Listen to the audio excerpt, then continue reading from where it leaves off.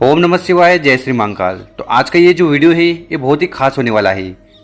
विशेषकर ये उपाय आपको धन प्राप्ति के लिए करने हैं और गणेश जी की कृपा से आपके घर में सुख समृद्धि आएगी और आपकी जो भी अधूरी मनोकामना है, इच्छा है, वो भी पूर्ण होने लगेगी।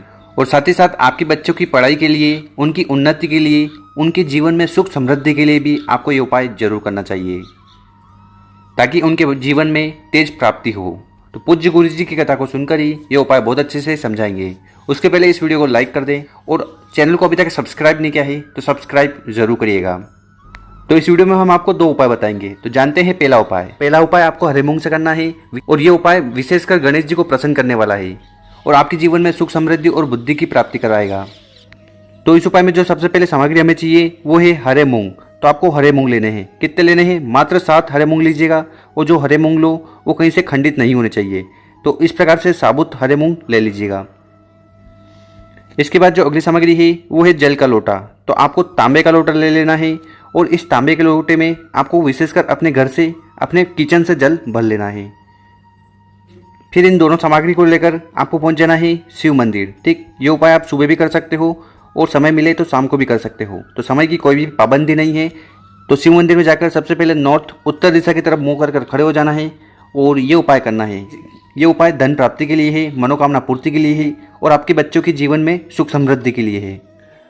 तो यहाँ पर आपके पास है 7 हरे मूंग। ठीक, तो इन 7 हरे मूंग में से 4 हरे मूंग आपको उठा लेना है। उठा लिए। अब इसके बाद इनको आपको समर्पित करने हैं गणेश जी के स्थान पर। तो शिवलिंग का जो सीधा वाला भाग है यही गणेश जी का स्थान है। तो यहाँ पर आपको 4 हरे मूंग समर्पित कर देने हैं गणेश जी का स्मरण करते हुए और साथ में आपको ओम गण गणपताय का स्मरण कर लेना है। और यहाँ पर फिर आपको अपनी जो कामना है, जो इच्छा है वो कह देना है।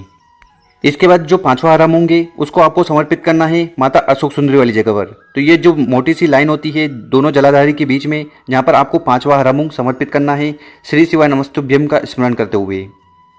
और इसके बाद 6वां हरा मूंग उठाना है और नंदी जी का जो उठा हुआ पाँव होता है नंदी बाबा का, इस जगह पर आपको 6वां हरा मूंग समर्पित कर देना है श्री शिवाय नमस्तुभ्यम का स्मरण करते हुए। और इसके बाद क्या करिएगा कि जो जल का लोटा आप अपने साथ लाए थे उसको उठाना है और उठाकर उसको शिवलिंग पर समर्पित करना है। पर यहाँ पर शिवलिंग पर समर्पित करने का एक तरीका है, तो उस तरीके से जल को समर्पित करना है। तो सबसे पहले आपको थोड़ा जल समर्पित करना है गणेश जी के स्थान पर श्री शिवाय नमस्तुभ्यम का स्मरण करते हुए। उसके बाद थोड़ा जल आपको कार्तिकेय भगवान के स्थान पर समर्पित करना है, फिर माता अशोक सुंदरी वाली जगह पर समर्पित करना है। और इसके बाद थोड़ा जल आपको माता के हस्तकमल पर जो कटी भाग है यहाँ पर समर्पित करना है श्री शिवाय नमस्तुभ्यम का स्मरण करते ही। तो इस प्रकार से आपको 4 जगह जल को समर्पित करना है। इसके बाद जो आखिरी हरा मूंग आपके पास है उसको उठाना है और उसको इस जल के पात्र में समर्पित कर देना है। 4 हरे मूंग हमने गणेश जी के स्थान पर समर्पित किए थे, एक माता अशोक सुंदरी वाली जगह पर 5 और एक नंदी बाबा पर। तो 6 हरे मूंग हो गए और 7वां हरा मूंग आपको इस लोटे में समर्पित कर देना है। ठीक, और उसके बाद इसके बाद जिस लोटे में आपने हरा मूंग समर्पित किया था उस लोटे को उठाना है और उस लोटे के जल को शिवलिंग के ऊपर समर्पित कर देना है। ठीक है, और समर्पित करते समय आपको श्री शिवाय नमस्तुभ्यम का स्मरण कर लेना है। और गुरुजी कहते हैं कि जल को हमें बहुत ही स्लो चढ़ाना है ताकि आप अपनी कामना भी कह लें और 11 बार श्री शिवाय नमस्तुभ्यम का स्मरण कर लें। तो इस प्रकार से आपको हरे मूंग वाला जल शिवलिंग पर समर्पित कर देना है और यहाँ पर फिर आपको खड़े हो जाना है और भगवान भोलेनाथ से और गणेश जी से और माता अशोक सुंदरी जी से प्रार्थना कर लेना है कि हमारे जीवन में जो दुख है, परेशानी है या हमारी ऐसी कोई कामना है जो बहुत दिनों से पूर्ण नहीं हो रही है। अब वो कामना नौकरी से हो सकती है, धन को लेकर हो सकती है, व्यापार को लेकर हो सकती है या आपके बच्चों की पढ़ाई को लेकर हो सकती है, उनके जीवन में सुख समृद्धि को लेकर हो सकती है। कैसी भी कामना है आपको वहाँ पर खड़े होकर कह लेनी है। तो इस प्रकार से आपको ये पहला उपाय करना है। अब जान लेते हैं गुरुजी द्वारा बताया गया दूसरा उपाय। देखिए ये उपाय हमें क्यों करना है। तो ये जो दूसरा वाला उपाय है ये विशेषकर आपको अपने बच्चों के लिए करना है, साथ ही साथ आपकी जो कामना है उसकी पूर्ति के लिए करना है।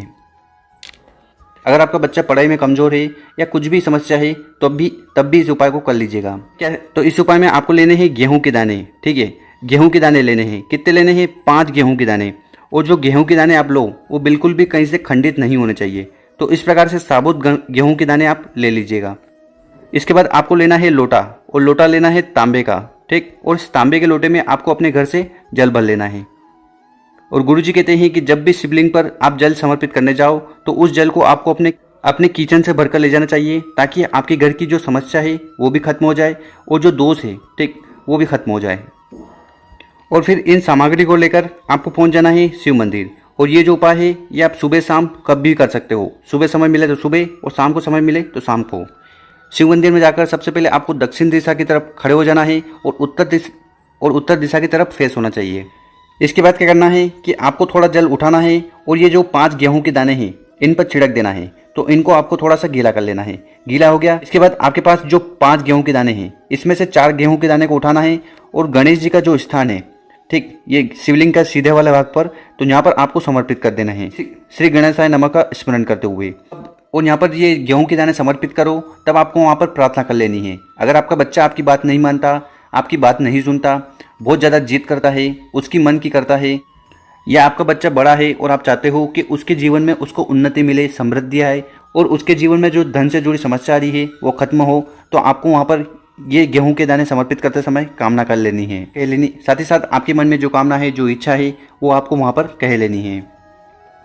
और इसके बाद क्या करिएगा कि जो जल का लोटा आप अपने साथ लाए हो इसको उठाना है और जहाँ पर आपने गणेश जी के स्थान पर 4 गेहूं के दाने समर्पित किए थे, तो उसके ऊपर आपको ये आधा लोटा जल समर्पित कर देना है। और यहाँ पर जल समर्पित करते ध्यान रखिएगा कि वो जो गेहूं है वो नीचे नहीं गिरने चाहिए। तो इस प्रकार से आपको यहाँ पर आधा लोटा जल समर्पित कर देना है ओम गण गणपताय का स्मरण करते हुए। और इसके बाद आपके पास जो एक गेहूं का दाना बचा हुआ है इसको उठाकर इस जल के पात्र में समर्पित कर देना है, ठीक है।